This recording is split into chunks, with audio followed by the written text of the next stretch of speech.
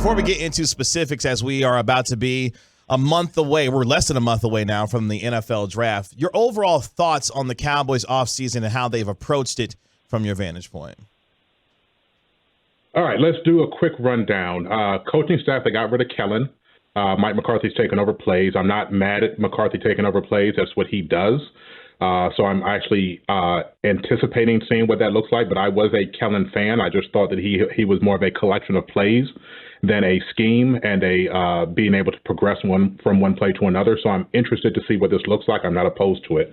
Not a big fan of the Solari hire. I did some research. I didn't really like what I saw out of him. There were some stops that he had, very good production out of his offensive lines, but for the most part, his offensive line stayed status quo to what they looked like before him, and then once he left, they stayed the same. So it wasn't really like an up or down. He just basically maintained the ship in every one of his stops. So I'm a little bit concerned about the offensive line. I know that's been the talk recently with the discussion about where Terrence Steele is going to play, so interesting there. But the main takeaway, obviously, is that the Cowboys figured out they've always had one phase of talent acquisition figured out, and that's a draft. The Cowboys are phenomenal at drafting. They like to sign their own, but they have never really taken hold of the other two phases of talent acquisition, which is obviously high-priced veteran free agency, where you're looking to, get the last missing piece to your team and take them over the top. They've never really done that in the last several years since Brandon Carr was really the last superstar or big contract that they signed of an outside free agent. But they did start doing what everybody has been calling for them to do, and that is be active on the trade front. And they are using these day 3 picks to make trades. They acquired Brandon Cooks. He essentially has a 1-year, $12 million deal with a cap hit split between 2 years with a second-year option. So he costs $6 million on the cap this year. If they don't want him anymore, he costs $6 million on the cap next year, but they have an $8 million option to bring him back. Then they have Stephon Gilmore at cornerback, sealing up the CB2 across from Trevon Diggs. But outside of that, everything else Dallas has done this offseason is exactly what they've done every offseason, and that's take care of their own. But when you add the mix of trading for other veterans, it makes everything else look great in a different light. You bring back Van Der Esch, you bring back Dono. These are moves that the Cowboys needed to make, but when they're augmenting these other big trade acquisitions, now it looks a lot better, even though they still haven't gone out and signed a big free agent. The Cowboys do not believe in giving guaranteed money to people that have not proven their worth within the organization. I've written it several times.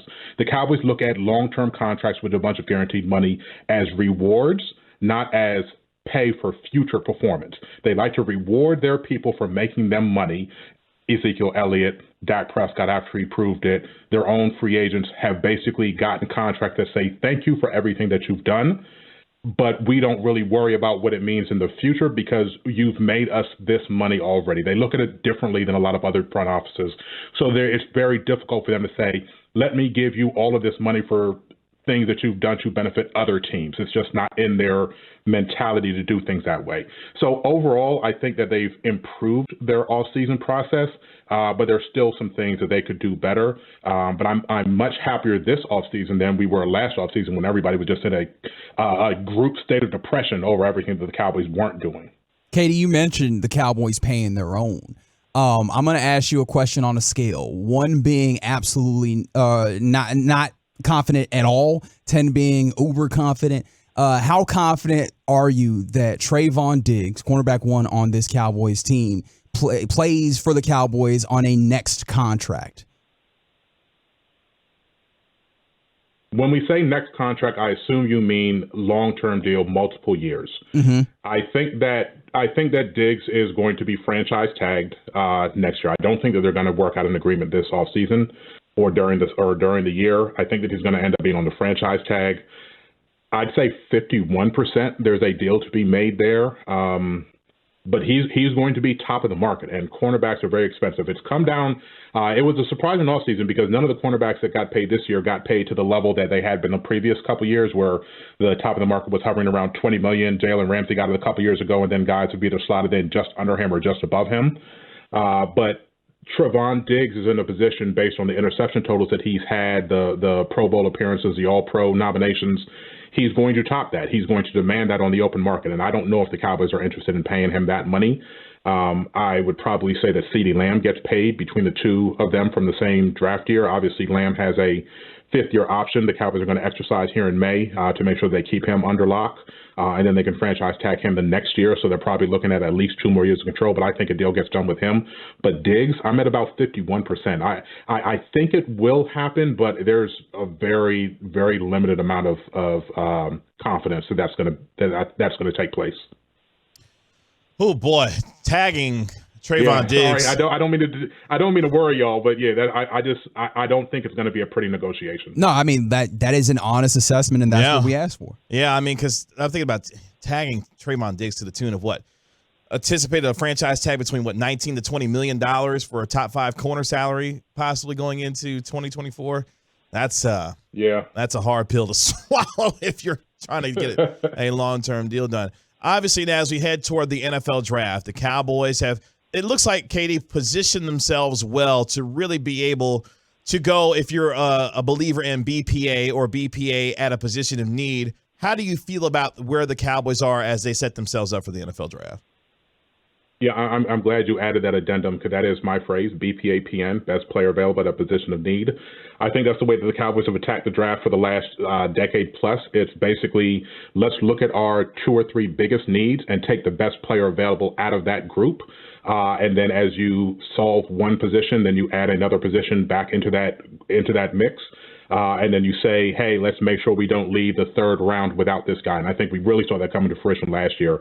When they were just absolutely not going to leave the first 3 rounds without another wide receiver, and that's how you ended up with Jalen Tolbert, who I think a lot of us tried to convince ourselves because of the, South Alabama isn't a small school, but it's a small football school, as far as reputation.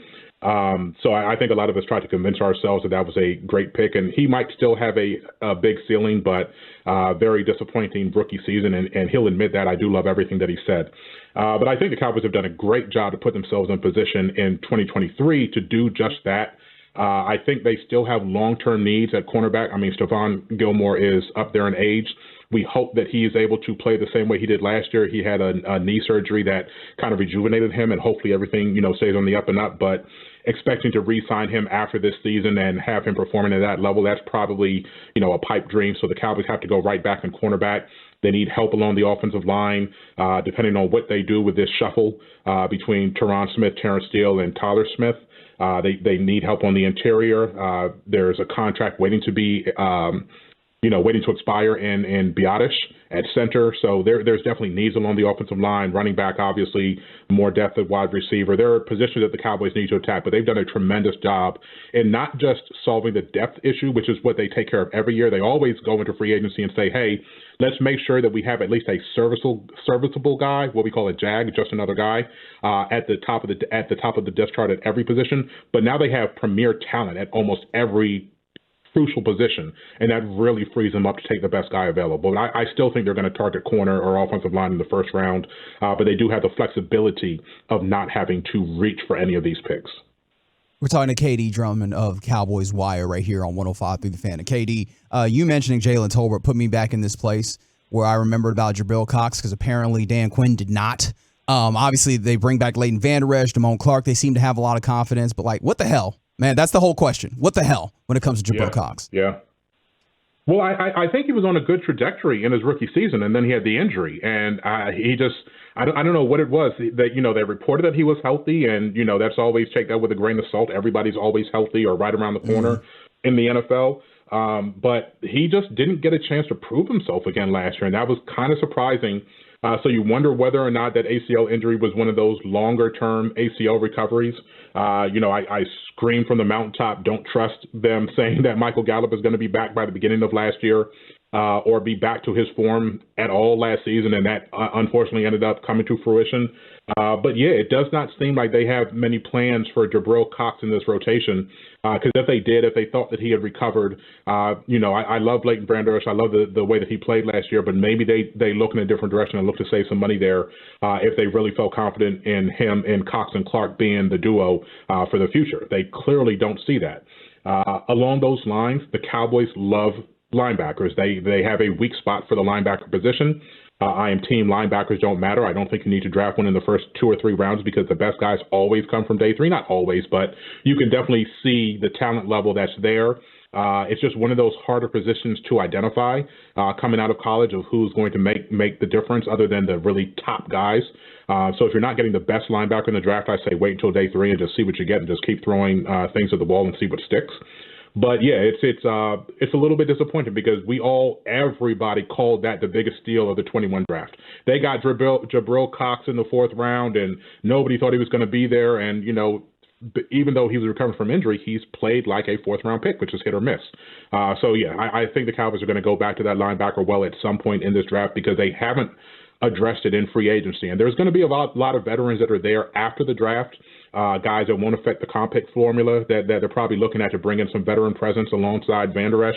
But I think they have a lot of hope in Damone Clark for the position, and it'll be interesting to see what happens come the end of April.